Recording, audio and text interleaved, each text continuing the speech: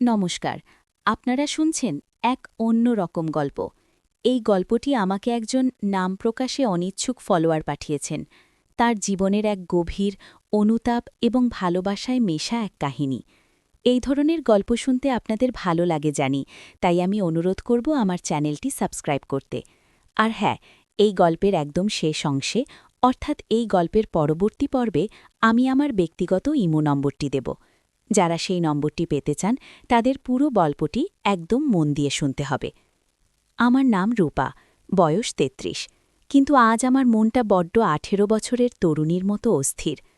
সেই সময়টা আজ থেকে প্রায় ১৫ বছর আগের কথা। আমি তখন সদ্য কলেজের গণ্ডি পেরিয়েছি। বাবা অর্থাৎ আমার বাবা, শ্রীমান সমরেশ বসু, ছিলেন আমার পৃথিবীর কেন্দ্র। আমার সবটুকু জুড়ে ছিলেন তিনি। আমাদের পরিবার ছিল সাধারণ, অতি সাধারণ। মধ্যবিত্তের ছকবাঁধা জীবন, ছোট ফ্ল্যাট, স্যাটারডে ইভিনিংয়ের সিনেমা, সানডে লাঞ্চে মাংসের ঝোল, এই ছিল আমাদের জীবন। মা অর্থাৎ আমার মা, অনামিকা বসু, ছিলেন শান্ত লক্ষ্মীমন্ত একজন গৃহবধূ। তার সবটুকু মনোযোগ ছিল ঘর আর আমার বাবা মায়ের প্রতি। আমার বাবার একজন খুব ঘনিষ্ঠ বন্ধু ছিলেন, তার নাম অঞ্জন চক্রবর্তী। প্রায় বছর ১৫ ধরে তাদের বন্ধুত্ব। অঞ্জন কাকু, আমরা সবাই তাই বলতাম, একটু গম্ভীর প্রকৃতির মানুষ ছিলেন। তার স্ত্রী বছর ৭ আগে মারা যান। তারপর থেকে তিনি একাই থাকতেন। আমাদের বাড়িতে তার যাতায়াত ছিল নিয়মিত। বাবার আড্ডার সঙ্গী, কখনো আমাদের বাড়িতে ডিনার, কখনো উইকেন্ডে বেড়াতে আসা, সব মিলিয়ে তিনি আমাদের পরিবারেরই একজন হয়ে গিয়েছিলেন। আমার মনে আছে, প্রথম যেদিন অঞ্জন কাকু আমাকে নিয়ে এমন অন্যরকম অনুভূতি অনুভব করেছিলেন, সেদিনটা ছিল আমার ১৯তম জন্মদিন।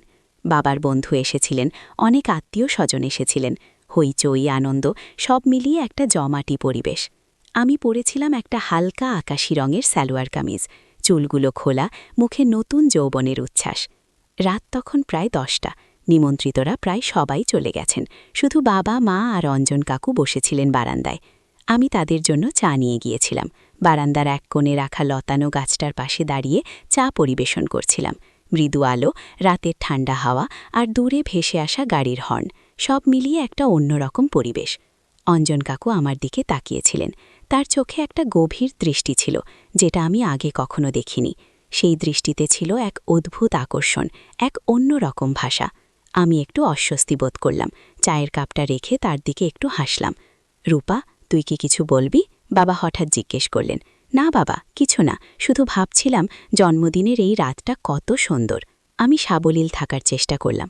অঞ্জন কাকু তখনও আমার দিকে তাকিয়ে, তার ঠোঁটের কোণে হালকা হাসির রেখা, যেন আমার বলা কথাগুলোর কোনো গভীর অর্থ খুঁজে চলেছেন।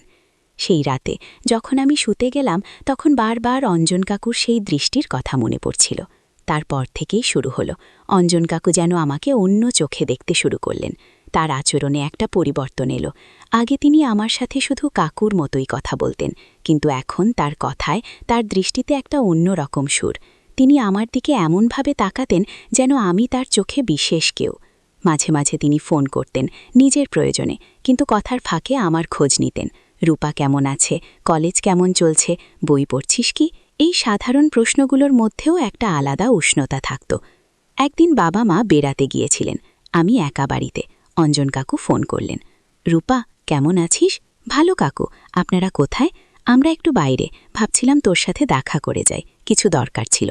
আমি জানি তার কোনো দরকার ছিল না, তবুও আমার ভেতরের অচেনা অনুভূতিগুলো আমাকে হ্যাঁ বলতে বাধ্য করল। আসুন কাকু। একটু পরেই তিনি এলেন। আমার বুকটা ধুকপুক করছিল। এই প্রথম তার সাথে আমি একা, বাবার বন্ধু, সমাজের চোখে বাবা তুল্য একজন মানুষ, কিন্তু আমার ভেতরে এক অন্য অনুভূতি। তিনি বসলেন সোফায়, আমি তার পাশে বসলাম। দুজনের মধ্যে একটা নীরবতা, সেই নীরবতা যেন হাজারো কথা বলে যাচ্ছিল। রূপা, তিনি শুরু করলেন। তার গলার স্বরটা একটু ভারী শোনালো। আজকাল তোকে দেখলে। তিনি থামলেন, কি বলবেন বুঝতে পারছিলেন না। আমিও চুপ করে রইলাম। আজকাল তোকে দেখলে আমার কেমন লাগে ঠিক বোঝাতে পারি না। তিনি আমার দিকে তাকালেন, তার চোখে সেই পুরনো আকর্ষণ, কিন্তু এবার সেটা আরও তীব্র। আমার বুকের ভেতরটা তোলপাড় করছিল, একদিকে ভয়, অন্যদিকে এক তীব্র টান। তার স্পর্শের জন্য আমার মন উন্মুখ হয়ে উঠেছিল। এই অনুভূতিটা কতটা ভুল, কতটা অনৈতিক, সব জেনেও আমি নিজেকে আটকাতে পারছিলাম না। কাকু, আমার গলা কাঁপছিল। রূপা, আমি জানি এটা ঠিক নয়, আমি তোর বাবার বন্ধু। কিন্তু তিনি আমার দিকে আরও একটু এগিয়ে এলেন। তার উষ্ণ নিঃশ্বাস আমার মুখে এসে লাগছিল। কিন্তু আমি ফিসফিস করে বললাম। তিনি আমার দিকে ঝুঁকে এলেন। তার চোখ দুটোতে এক অন্যরকম নেশা। আমি চোখ বন্ধ করে ফেললাম। তার হাত আমার গালে এসে লাগল। সেই স্পর্শ যা এদিন শুধু স্বপ্নেই অনুভব করেছি, আজ তা সত্যি। একটা ঠান্ডা স্রোত আমার শির দ্বারা দিয়ে বয়ে গেল। তার হাতের স্পর্শে আমার সারা শরীর যেন কেঁপে উঠল।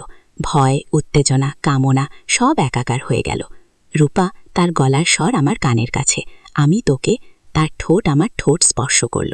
প্রথম স্পর্শ। সেই স্পর্শে যেন জন্ম নিল এক নতুন পৃথিবী, যেখানে কোনো নিয়ম নেই, কোনো বাধা নেই, শুধু আছে দুজনের তীব্র আকর্ষণ, দুজনের হারানো মুহূর্ত। সেই রাতে আমরা দুজনে মিলে এক নিষিদ্ধ জগতের সন্ধান পেলাম, এক এমন জগৎ যা কেউ জানতে পারবে না। এই ঘটনা আমার জীবনের মোড় ঘুরিয়ে দিল। আমার ভেতরের আমিটা যেন নতুন করে জেগে উঠল। এরপর থেকে আমাদের দেখা হওয়াটা আরও গোপন হয়ে উঠল। বাবা মা যখন বাড়িতে থাকতেন না, তখন অঞ্জন কাকু আসতেন। আমাদের দেখা হওয়াগুলো থাকতো অল্প সময়ের জন্য, কিন্তু প্রতিটি মুহূর্ত ছিল তীব্র ভালোবাসায়, তীব্র আকর্ষণে ভরা। তার স্পর্শ, তার আদর সব যেন আমার জীবনে নতুন রং নিয়ে এসেছিল। একদিন আমাদের এমন এক গোপন মুহূর্তে দরজায় জোরে নক করার শব্দ হলো। আমি আর অঞ্জন কাকু চমকে উঠলাম। কে হতে পারে? বাবা মা তো আসার কথা নয়। কে? অঞ্জন কাকু প্রায় ফিসফিস করে জিজ্ঞেস করলেন। দরজা খোলার আগেই ভিতর থেকে একটা পরিচিত গলার আওয়াজ ভেসে এলো। রূপা, দরজা খোল, আমি এসেছি। আমার সারা শরীর জমে গেল। এ যে আমার বাবা, তিনি হঠাৎ করে এভাবে কেন? আমরা যে কি অবস্থায় আছি তা যদি তিনি দেখে ফেলেন? অঞ্জন কাকুর মুখটা ফ্যাকাশে হয়ে গেল। আমার হার্টবিট এত দ্রুত হচ্ছিল যে মনে হচ্ছিল এক্ষুনি থেমে যাবে। কি করব আমরা? কিভাবে এই বিপদ থেকে উদ্ধার পাব? রূপা, দরজা খোল বলছি। বাবার গলা এবার আরও জোরালো। অঞ্জন কাকু আমার দিকে তাকালেন। তার চোখে স্পষ্ট ভয়। আমিও একই রকম ভয় অনুভব করছিলাম। এই মুহূর্তে এই নিষিদ্ধ প্রেমের যে পরিণতি হতে পারে তা ভাবতেও পারছিলাম না। কি করব? অঞ্জন কাকু ফিসফিস করে জিজ্ঞেস করলেন। আমি কেবল তার দিকে তাকিয়ে রইলাম। আমার গলা দিয়ে কোনো স্বর বেরোচ্ছিল না। আমাদের এই গোপন জগৎ, এই নিষিদ্ধ ভালোবাসা সব কি আজ এখানেই শেষ হয়ে যাবে? চলবে? গল্পটি কেমন লাগলো তা কমেন্ট করে অবশ্যই জানাবেন। ভালো লাগলে লাইক করবেন, বন্ধুদের সাথে শেয়ার করবেন এবং আমাদের চ্যানেলটি সাবস্ক্রাইব করতে ভুলবেন না। পরবর্তী পর্বের জন্য অপেক্ষা করুন। পরবর্তী পর্বে আমি আমার ইমো নম্বরটি দেব।